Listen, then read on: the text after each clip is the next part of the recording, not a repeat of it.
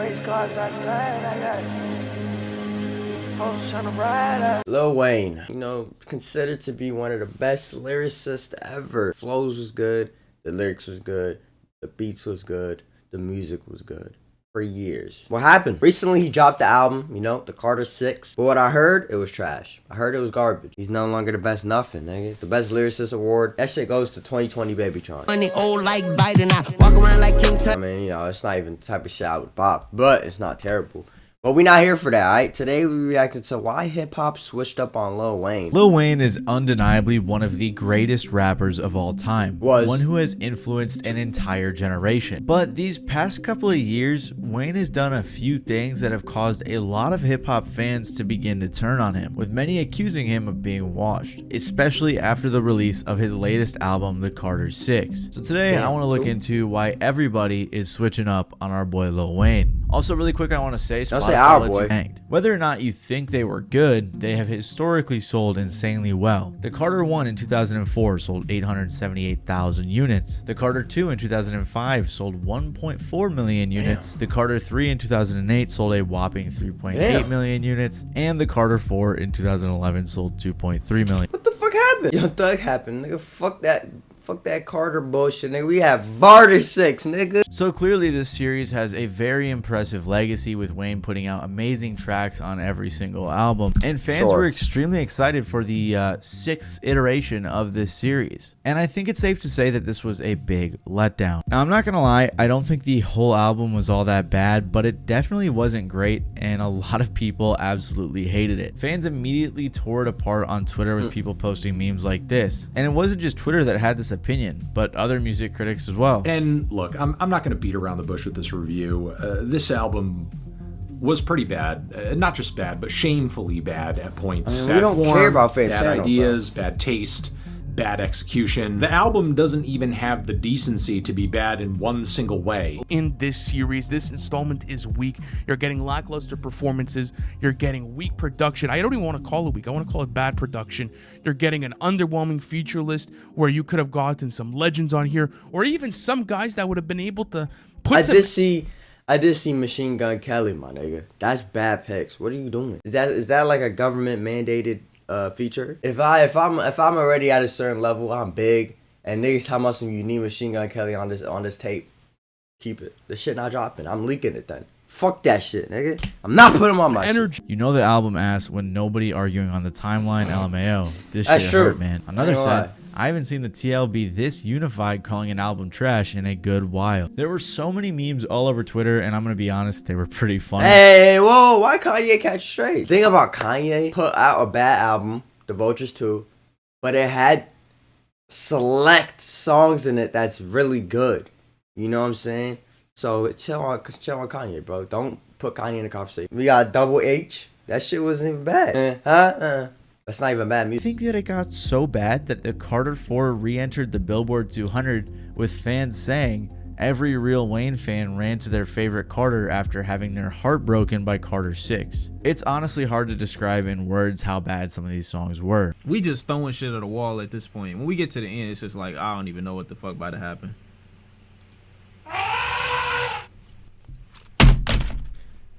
Damn, nigga, you ain't hear nothing yet. What up, though? All my niggas cutthroat, cut a nigga. That's not even bad. Granted, this was probably the worst song on this album, but man, there were definitely some rough ones. He even had a line where he said, "And I don't smoke bunk, I only smoke that strong. Eyes tight like my name, Wong Ding Ding Dong." To be entirely he still got it. That's good bars. I don't smoke bunk, I only smoke that strong eye. I only smoke that strong. Eyes tight like my name. I ain't. Oh shit, my bad. I didn't mean to do this. Chill. Wong Ding Ding Dong. That's not even bad lyrics.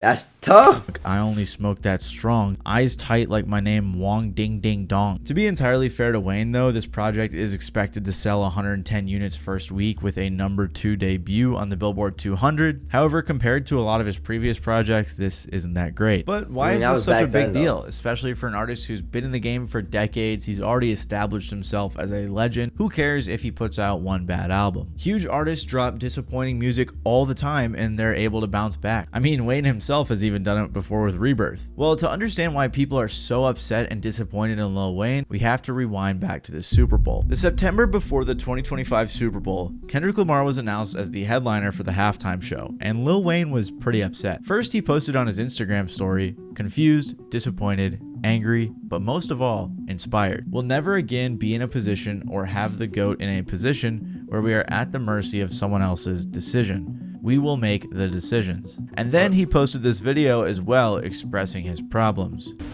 That hurt. Hurt a lot. You know what I'm talking about? It hurt a whole lot. Why do you expect to get into the Super Bowl? You ain't do shit all 2024, nigga. What the fuck, nigga? We ain't expect you to do that shit. Obviously, Kendrick, you know, there's a bunch of bots playing his music. Listen to that bullshit with the Drake diss. So obviously, he was gonna get in the Super Bowl. He really, I mean, they really could have got Nespen, Osama's son, nigga, Cardi. Like, they could have got better picks. The main reason that Wayne felt this way is because the Super Bowl was hosted in his hometown of New Orleans. Also, Jay-Z's been in charge of the Super Bowl for the last few years, so Wayne really thought that he had an in, and has expressed interest in doing it before on multiple occasions. Let's think about this for a second. Lil Wayne, headline Super Bowl in New Orleans. How badly do you want to hear those words? Just as bad as I wanted to see my name at the top of that list when I was that whatever age it was, and I would bust into the office and get that Billboard magazine. Yeah. Bad. Yeah. He has also said that he would kill to play the Super Bowl and things along those lines in multiple interviews. So when he was denied, Wayne and a bunch of others were pretty upset on his behalf. Nicki Minaj and others called out the Super Bowl and Jay-Z for not letting Wayne perform, saying things like denying a young black man what he rightfully put into this game for no reason other than your ego. Your hatred for Birdman, Drake, and Nicki got you punishing Lil Wayne. But not everybody thought that Wayne deserved the spot. I mean, it was given. I mean, okay. I mean, it's in New Orleans, so I get it. But again, you ain't showing niggas shit in 2024. Many were reposting some rough moments from his concerts on Twitter as well.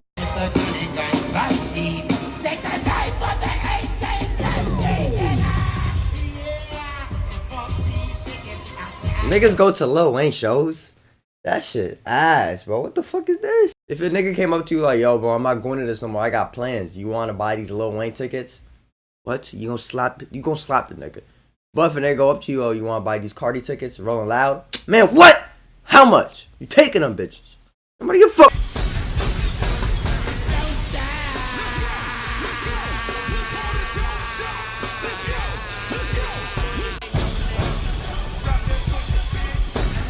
What the fuck? Freak ass. In the rap community, and even Orlando Brown started clowning on him. I think that Jay-Z made the best decision ever. Well, I do about this shit, but I don't want to do. I don't want to do it, Which is crazy when you got Orlando Brown acting like you're the tweaker. This started an entire conversation around Wayne's performance abilities and why he may have not been picked. For example, there was a concert in 2023 where after playing music for 30 minutes, he hopped off stage so some artists from his label could come out and perform, which doesn't seem that bad, right? Well, after the crowd wasn't really feeling it, I mean, they came to see Lil Wayne, Wayne came back out, did a little rant, and then just canceled the show. We appreciate it, but we ain't about to be bending over backwards for these folks. We worked too hard for this shit. We worked way too hard. This motherfucking artist Allen, that was Twitch, that was John. We on Young Money. We appreciate y'all time. Fans were very upset, and this was brought back up again during the Super Bowl conversation, cited by some as another reason why Wayne should not have been allowed to perform. And this isn't the only time Wayne has walked off stage, like this time when he was playing at High Times, and he said he never wants to be booked for it again and then left. Also, I forgot what it was, but I'm pretty sure it happened like a couple other times too. So people really use this as a big argument as to why the Super Bowl might not want to entrust this extremely important performance to Lil Wayne. Regardless of what your thoughts on the situation were, Wayne continued to complain about it, which I think really rubbed fans the wrong way. Like when he gave this speech at Wheezy Fest a couple months later. That moment I said to myself, I want to be on stage for the Super Bowl one day in front of my mom. And that day would never come. Ass off to get that fucking position, and it was ripped away from me. But this motherfucking moment right here,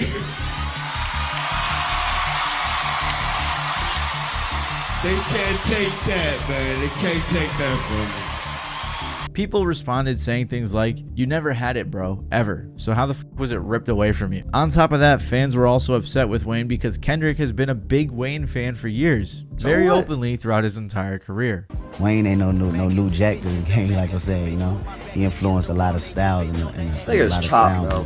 This guy go. I can say I was influenced by a certain sound and a flow. Oh, so this doesn't mean anything. He's influenced by him, so what, nigga? He got the mother. Yo, that's the thing. Hey, if Lil Wayne hates Kendrick for this, then it's on some Kanye and Virgil shit, bro.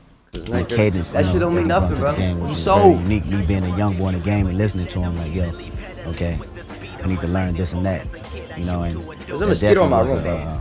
Perspective from that tape. So when Wayne acts this way and keeps complaining and acting like he's entitled to it, a lot of people were upset and felt like he should have been proud of Kendrick, especially since Kendrick is openly inspired by Wayne. Not too long after this, on Kendrick's track Whacked Out Murals, which was released around this time, he said, "Used to bump the Carter 3, I held my Rolly chain proud. Irony, I think my hard work let Lil Wayne down." Later on that track, he said something that almost seemed like a diss when he said, "Won the Super Bowl and Nas the only one congratulate me. All these people agitated. I'm just glad they showing their faces. Quite frankly, plenty artists, but they outdated. Old ass flows trying to convince me that you they favorite." So clearly Kendrick was not happy about Lil Wayne's reaction. Wayne actually seemingly responded to this on Twitter by saying, "Man, what the fuck I do? I just be chilling and they still come for my head. Let's not take kindness for weakness. Let this giant sleep. I beg you all. No one really wants destruction, not even me, but I shall destroy if disturbed. On me." Somehow this didn't ever end up leading to any public problems because, bro, this nigga Kendrick's a loser. Why are you dissing him? You know what I'm saying? Like, that's what I be talking about. This nigga, he a diss merchant, bro. Just a few weeks later that he had no problems with Kendrick. And you know, when we speaking, obviously he can't control that. And, you know, so he didn't let me know. It ain't like he can control it or nothing. And also I've spoken to him and I wished him all the best and told him he better kill it. Okay. Yeah. All right. So why you on this show? Kill it. You gotta kill it. Talking about LeBron, this bitch, well, like, did damn, he nigga. say anything to Bayless is a enlighten loser. you about these lyrics about you? I think my hard work let Lil Wayne down. I don't know exactly what that means. If he's sort of... No, he ain't. I don't think he knew he didn't have to do anything. There was no explanation that was needed for that. I think I understand. Again, that was my first time hearing it when you just said it. Okay. But I understand those words. Like I said, I think he just mean that he made it there, and his hard work is the reason why he made it there. It was a little strange that he said he never heard those lyrics. However, in all fairness to Wayne, he seems to forget everything and doesn't really seem to be in the loop at all. But despite that, people were happy that they had squashed the beef and that Lil Wayne wasn't dragging it anymore. At least until he did keep dragging the situation. First, he did a Super Bowl ad with Cetaphil, the skincare company, which poked some lighthearted fun at the situation while teasing his upcoming album. Hey, we still going? Nah, this is time sensitive. Yo, you see this shit? I ain't gonna lie, was anybody hyped for this? Cause I'm on Twitter every day. I don't even see this ad. I ain't seen nobody hyped for this. Feeling. And he sounded a little bitter in this interview because he said he didn't watch Kendrick's performance. He said when it came on, he went to play pool and that every time I looked, it was nothing that made me want to go inside and see what was going on. Which to me reads like he was really upset about the situation to that day. Like, how are you gonna act like, oh, me and Kendrick are cool? Go crush it, bro, and then say it didn't really look like anything I was interested in, I didn't even watch it. Like, that just seems disrespectful. And this is the attitude that upset a lot of hip-hop fans. Of course, many people still sided with Wayne, but it definitely hurt his image. Wayne continued to say in this Rolling Stone interview that the NFL fucked up and that since he was working on the Carter 6, they could have had some music, but instead they got rapping, which again comes off to me as like disrespectful to Kendrick. And it's especially ironic now. I don't care about the disrespect to Kendrick. It's about, I mean, I fuck with the confidence, but bro, that shit was trash. This nigga would have played unreleased. He would have played that elephant shit, my nigga. And it's especially ironic now as the Carter 6 is out and many people wouldn't quite call that music. He also said a few other things in this interview too, like that the NFL apparently was telling him beforehand to be more public facing before the show as if he would get the spot, and that someone from the NFL apologized to him after Kendrick was selected. So I can totally understand why he would be upset, but the seeming disrespect towards Kendrick is what really are rubbing fans the wrong way, along with him dragging it for so long. It seems as if the Super Super Bowl situation, on top of all of the discussion from the fans, affected Lil Wayne so much that it ended up bleeding through to his music and almost possibly hurt the quality of it in this latest project. You're Lil Wayne. You're fucking Lil Wayne, bro. You don't have to be on a track like, yo, I'm the greatest of all time, and I can be myself. I don't need to be anybody. Like, you don't need a song on here talking about I'm gonna be myself, and I'm happy to be myself, and I don't need to be anybody else because I can be me. Like, you're Lil Wayne. You don't need to be up and down this album talking about like I'm the greatest of all time, nigga. We know. Just rap like you were doing those first like few songs, and then it was like, it's like this internet must have got to you or some shit, and everything was just about trying to convince niggas. You see this shit? You guys see this? DDG album was better than Wayne and Kanye. I ain't taking the disrespect. Nigga, it wasn't better than no fucking Kanye. Nigga, shut the fuck up. Am I better than Lil Wayne? Nigga, I'll be better than Lil Wayne. We're not better than no Kanye. Nigga, watch your that you're the best, instead of showing why you are the best, why people call you the best, by just rapping. Oh my God, this is more like pleading his fucking case, dude. Rather than actually, but I mean, nigga, he not the best, nigga. Was until a white dude with a fucking damn near bowl cut in 2019 came through, and his name was Babytron, nigga. Fuck you talking about? It seems like after all the barking over the Super Bowl and saying he was gonna put out some real music, he never actually came with any bite. He had this chip on his shoulder after missing out on the halftime performance for the Super Bowl, and this had a whole domino effect where people started criticizing his abilities on social media. People started comparing him to Kendrick and saying that he would get smoked in a battle, and there was a lot of like this sort of negative press around Wayne going into this album, and this felt like an opportunity for him to silence all of those haters. And that's what I thought he would do. I thought that that's what he would do, is remind people that he truly is still one of the greatest, but he squandered that opportunity. Before all the drama like we have today, Lil Wayne has been a fan favorite. After all the success he had in the 2000s with his commercial albums doing well and his insane mixtape run, people loved Lil Wayne. And of course, like I mentioned, he was putting out his The Carter albums too, which people loved, and they did insane numbers. I've mentioned this before on this channel, but Wayne was putting out so many songs that 50 Cent called him a whore. He was also doing a ton of features around this time, one of my personal favorites being the track Duffel Bag Boy by Playa Circle, who if you didn't know was a duo that 2 Chainz was in. Very good song, you guys should check that out. I'm good, bro. My favorite of all time by Wayne. I don't know, it could be, it's up there. I'm not gonna go over all the accolades and all the songs, but just know that Wayne has dominated the rap game for decades. And not only that, but his influence on hip-hop is immense. From popularizing the Lil name and a more creative, fun style of rapping and different sorts of flows, many artists nowadays are openly inspired and influenced by him. Like, it's look at me, bro. Just look at me and what you see. I learned Lil Wayne. I wanted to be Lil Wayne. I would talk when I was younger. Girls would say I look like Lil Wayne, so I would run with that. And I would wear the fedoras, and I would wear the tight polo tees with the skinnies, and wear the Vans and shit. I think when I first started out, I just wanted to be just as important as Lil Wayne, because I felt like nobody was ever going to be as big as Lil Wayne. Like during like lollipop times, and obviously at Carter 3 times. And never got a chance to tell you, but yo, Mona Lisa. Yeah. Your 2 verses on that shit gotta be like, it's gotta be like one of the like top 5 verses of all time. Man, thank you, man. Thank you, man.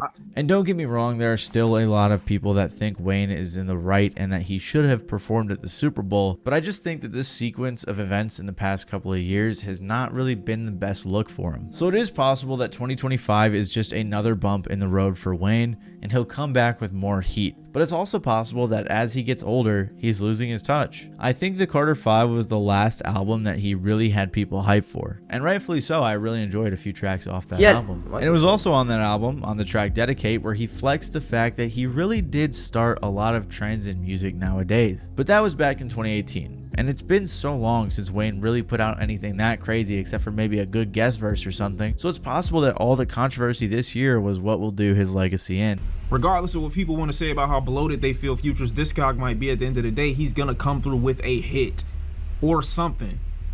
Or at least it's been, you know what I'm saying? We don't give a fuck. Young Thug is the new Lil Wayne. We don't. Young Thug has been the new Lil Wayne since 2015. We don't care, my nigga. Good vid though. What's your name? Maddie Balls. What? But yeah, stop. They're going Kanye route. No, it's not, bro. For the niggas who didn't like the Carter 6, how much bangers was on the album? Be honest. How much bangers on the album? Promotion wasn't bad. Could have been better though. 530. Forever. I don't remember Forever. Possible word of hope, like maybe. Possible. Kanye's not washed, bro. This little era he's going through, you know. Hey, I can't discuss this shit because they listening. But hey, y'all forgot about this shit already?